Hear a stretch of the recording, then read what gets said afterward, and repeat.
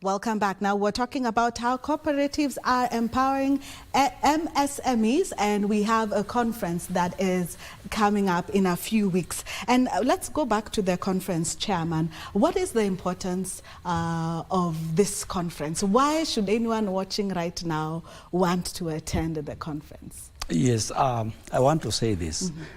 The leaders, the cooperative leaders that are watching this interview, and they are not aware that we are having a conference, a global, a continental, that has attracted global leaders, is that this is the opportunity. They might not have resources that can fly out to go and attend the meeting when it is out of the country.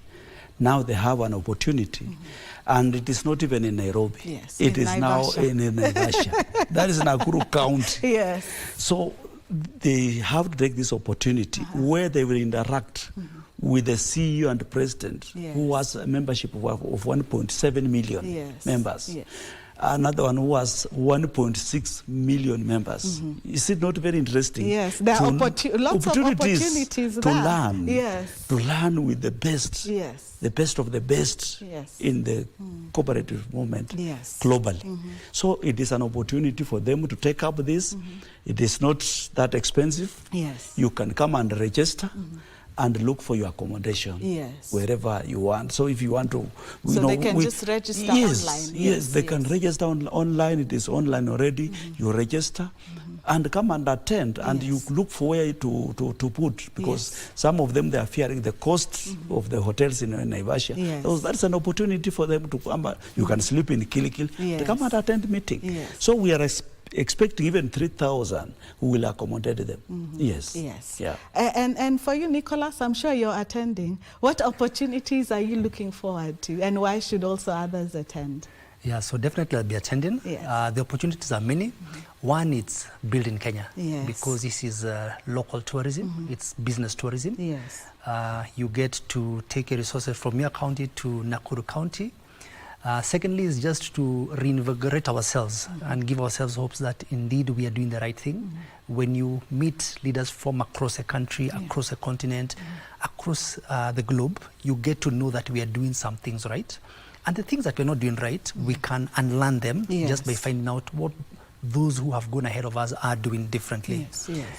And just a time to interact and get to meet new people. So for you, you'll have lots of networking. And more business opportunities coming up. Chairman, I'd like to ask you about an issue that has been coming up over and over again, and this is non-remittance of members' deduction. And it has been coming up even over the years. What are we doing about this? So, Cynthia, before I respond to that, I want to also tell those who will participate in that we are also taking this opportunity to plant trees in Naivasha. We are planting trees. The leaders all over the world will be there planting trees. We want to make Africa to go green. So this is, and Kenya, this is also an agenda in this country. And ACOSCA, from where I sit, ACOSCA also want to, through its foundation, African Cooperative Development Foundation, they want to plant trees in Africa, almost more than 20 million. Trees. So that will be also an interesting activity that we'll be doing there. To come back to your question of non-remittance, I think there is a lot of improvement.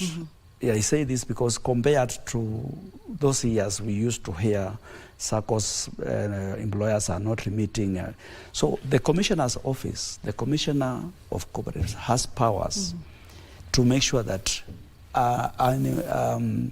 an employer remits the money to the SACCOs. If not, he has the powers to close the accounts. So I think the SACCOs that are facing those problems, they need to be also reporting to the Commissioner's Office for action. The Commissioner will write to the employer the letter. And we have seen a lot of improvement. We have seen universities which were more culprit on this. Counties. Counties. You know, counties is a new area. that we are now facing, because universities have been around. Yes. But we have also seen the improvement from the counties. Yeah. So with that, I think they should be reporting to the commissioner, so that the commissioner can know how to take action, or use diplomacy before taking action. Yes. Diplomacy is very important. But how easy is it when you consider that some are even government agencies? Yeah, that is why I say it. So, that is why I say diplomacy will also be used there. Hey, when it comes to money. No, I know. When it comes to people's money, and that has also been one of the issues, that some of the agencies are government agencies, and so people even wonder, how can I go against a government agencies? How can I get my justice against a government agency? No, you know, the money that has already been contributed by a member is not a government money. Yes. It's not individual money. So people should not shy away, even if it is government agency, to ask for their rightful money. Yes. They need to ask that. So they should be asking the commissioner, we wrote this letter, we have not seen any response. Other than shying away that this is a government agency, commissioner is the government. I think it doesn't work like that. Yes. So I encourage them to come forward and report where there is. And employers, it is also prudent for you, when you deduct the money, please remit, because when you remit to the SACCO, it serves the same members who are your employees, who improve their lives, who can have energy to work for you.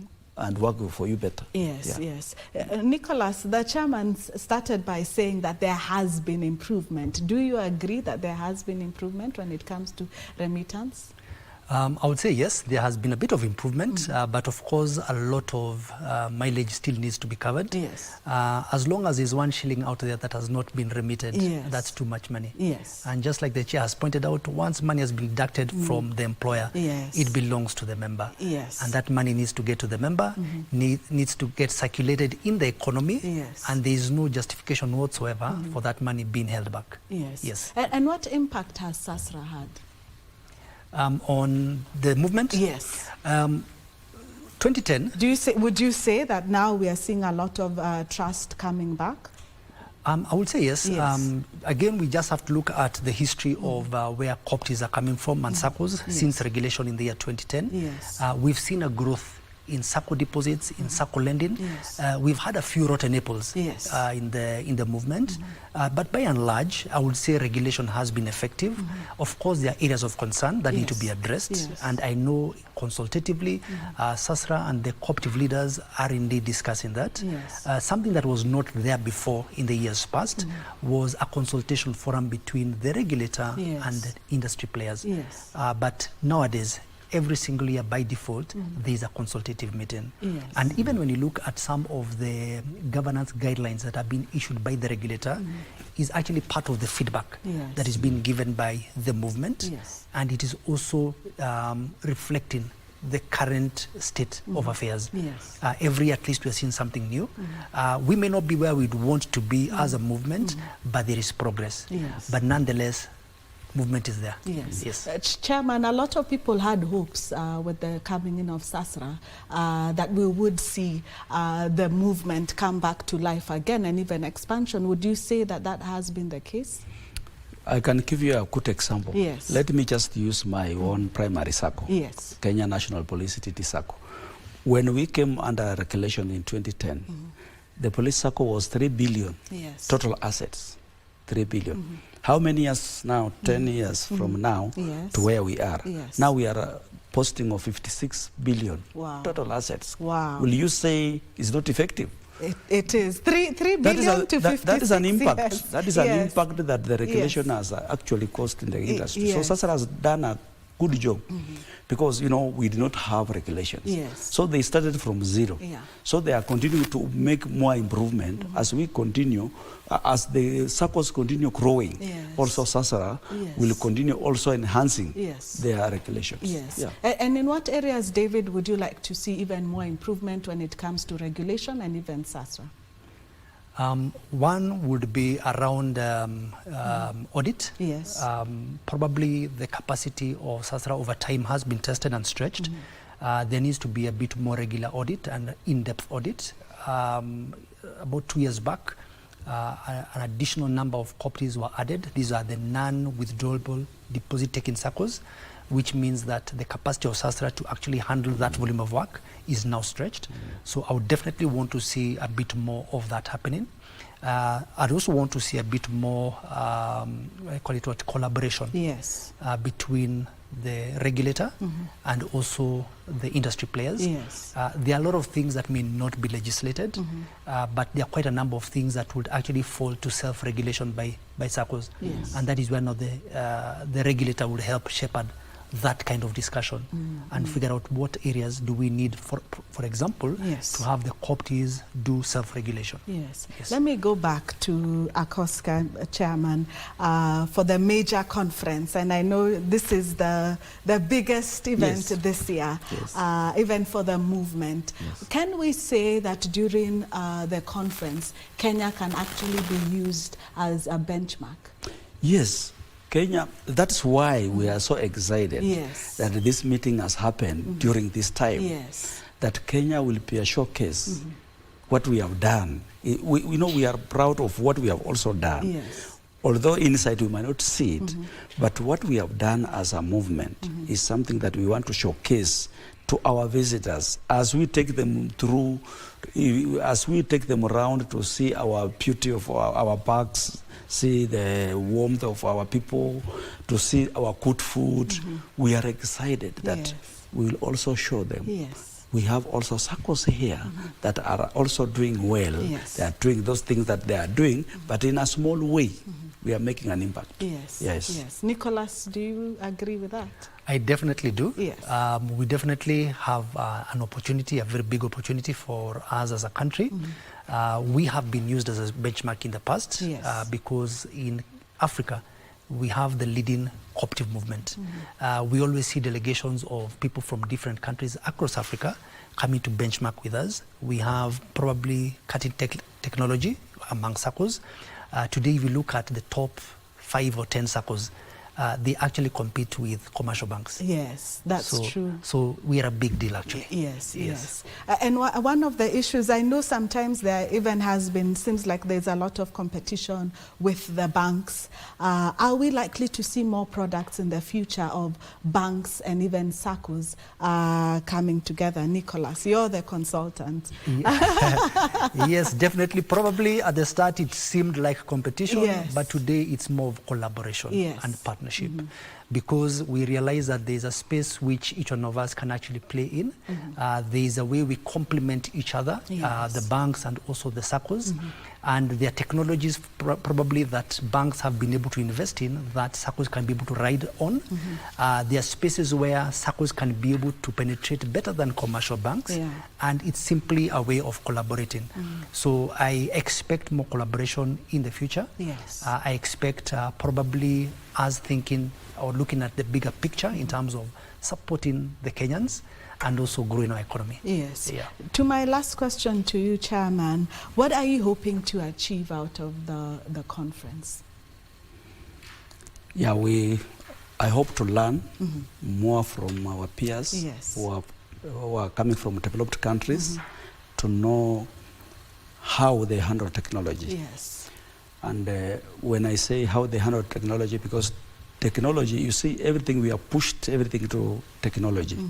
So I'm looking at one day, I'm just thinking like technology will take us one day the way Corona did it to us in 2020. That if technology will fail, even news will not even view news. So people will be in darkness, you cannot even move. So I was just thinking about now people are moving now to AI environment. What will be the safety card? What will be in case technology fades, what do we do? Yes. That is a big question that I asking myself, and I also would like to share to those who are already developed. What do they have the backup? It sounds like you're also really looking forward to show off the achievements of the movement in the country and represent the country. We are proud of our country and and what we have done. So that's why we would like to tell our stories. You know, telling our stories, people will hear us. Yes, we need to tell our stories, what we have done. We have built schools, we have built hospitals, we as cooperatives. So the impact in the country. Yes. Thank you so much, gentlemen, for joining us today. In studio, I was joined by Mr. Nicholas Komonye, the MD and CEO of Cooperative Consultancy and Bank Assurance, and also David MATEGWA. He is the chairman of the Kenya National Police DT SACCO. Thank you so much, and we will definitely be covering the conference with you and also taking over the opportunities. We'll take over the opportunities right there. But thank you so much for joining us tonight.